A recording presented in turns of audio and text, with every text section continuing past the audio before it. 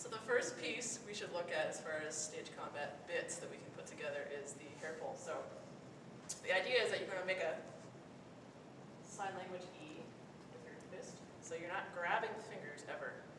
If you grab with fingers, then you actually hook hair. And even though my hair comes out on the martial arts floor all the time, it's not pretty and it doesn't feel good. So you want to have this flat fist that's not going to hook into anything ever. So what you do is, with somebody with hair, you put that flat fist on their head, and that way he is in control. He does all of the brilliant acting, and all I do is follow him. He puts his hand over mine so that I don't accidentally let go of him, because guess what? I'm not holding onto his hair. Isn't that amazing? So if he didn't put his hand there, and we did this, and he started acting, it's really hard for me it starts to float around and look funny, so that's why he puts that hand up there. And now he gets to act. And remember, victims, that normally a body will curl around the area of pain. So what he's doing is he's curling his entire body. This is called isolation. He's isolating around the area of pain to give you the illusion that it's actually hurting. Whereas he can just walk away and see, no hairs are left behind. Not one hair left behind. So why don't you guys try that out?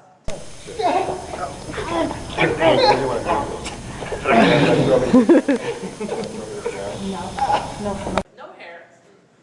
This is another way to do it. So we have someone with no hair, or very little hair. It goes around the ear. You can palm the head like a basketball. It's going to go right under your forehead, like so, just in case, because we don't want our faces to go into the floor. This is our on the floor head slam, which can be really, it's totally unrealistic. I mean, it's a ridiculous thing to do to someone, but for a wrestling move or for something that looks really over the top, this is really fun. Plus, it's just really hilarious. So I'm going to do the same hair pull thing. I just place my hand on his head. He puts his other hand over mine. No, his other one. There you go. Now, it's very simple. I'm just going to bob 1, 2, 3. On number 3, I haven't been holding on to him the whole time. All I do is flick energy past him, not into his head, past his head. My energy is never in the victim. It's always past or around his magical force field he has around him. So again, slowly, I do this fake hair pull. He does everything. He does a one-handed push-up. It goes 1. He mugs very well. 2. And on 3, I let go and he slams his head. So don't forget to snap the neck just like Nate did, and you have to do your little bobblehead thing at the end, because for some reason that's what makes it look really realistic. Don't ask me why, it's gotta happen. So we have Nate here with his hair acting. So here at a more realistic speed, it'll go like this. Ready? Yeah? You can also do your head slam into a wall instead of on the ground. So we have nice tall Scott here. It's the same idea though. You're going to do your same hair pull. He does the whole thing. All I do is flick when he's ready. It goes 1, 2, 3. Notice also that me as the attacker, nice job, I also am going from my hips. I'm not just doing this because this doesn't look like I've really done anything to him. I'm really flicking my energy using my hips as the center of my movement. So again, we're here. He is in control. I do not have his hair. I'm just acting. So it looks like I've slammed him into the wall, and I have not. He did.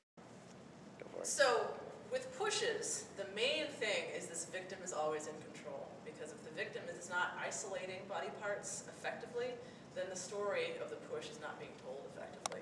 So what I want all of us to do is act really silly by pretending like there's a pressure on one of our body parts. Like say, I'm pretending right now that someone's pushing me in my shoulder blade, and see how I'm isolating that specific spot and leading my entire body with that body part.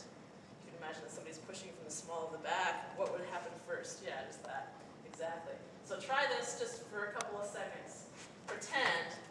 And go kind of slow so you can really isolate. For example, if I'm pretending like someone's pushing me on the back of the head and I just do this, can you see how that's kind of a wash of movement and it's not really clear?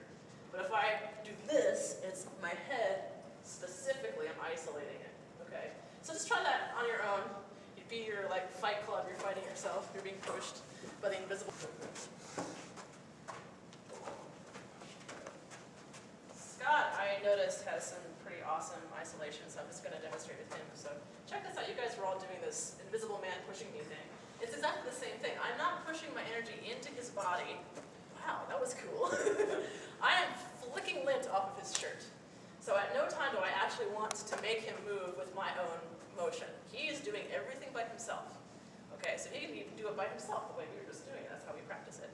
But to make it look realistic, I place my hand. Now he knows where to isolate. When he goes, then I flick lint. Go ahead, whenever you're ready.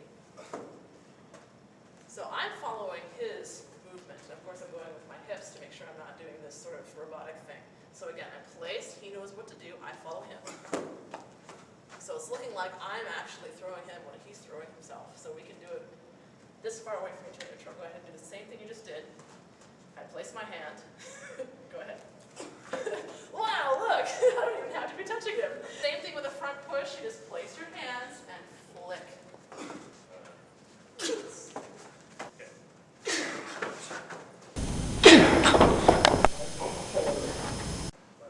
For a choke, obviously we don't really want to have our hands around our throats because listen to what that does to my voice, for one thing. But also it's super dangerous. So what we do is we make our safety cone. So that's laying your thumbs over one another. Jerry, you can do this with me if you want. And having the edges point down of your hands. This way, the tips of the fingers are on the sides of the neck, but I have the safety cone of air around her actual throat. So you can see how much space she's got. So now all Jerry has to do is put her chin right on my hand. Right there. And look at that. Suddenly all that space goes away as far as the audience is concerned. They think my hands are around her neck. They're actually not. They're just barely touching with the fingertips. If she puts her hands on my wrists and acts brilliantly, right, curling around the choke, I'm not doing anything. She can walk away. Go ahead and walk away. Look. I am not holding on to her. That's the main thing. The victim is in control.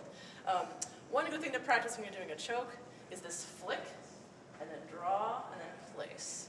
It's a nice thing to do when you're first starting out, because that way you're not like this. You're not doing the Frankenstein choke, which doesn't really look very good, but you have this energy where it looks like you're grabbing the person. That way you can get this cone happening without fumbling around and getting dangerous, because fingers around the throat is just kind of dangerous all around. The other thing to make sure that you do is that you don't do this evil, flat-chested, hands on the collarbone choke. That doesn't look realistic. Even if she turtles her chin way over, you can see all the space. It's important to get the edges of the hands down on the chest. That way it looks like I've actually got my hands around her. So once again, it's this flick, draw, place. Then she turtles and acts like brilliantly. Nice. Good job. That's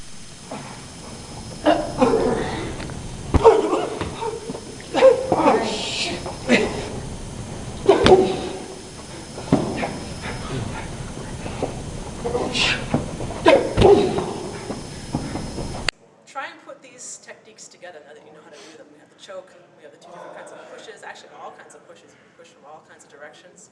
Try doing the choke with a head slam. Try doing a push into a head slam. There's all different ways you can put these little grappling push and pull you techniques together to make a good looking scene. Try it on your own. See what links best together and see what works organically and what makes the most sense as far as realism goes. And have fun. Stay safe.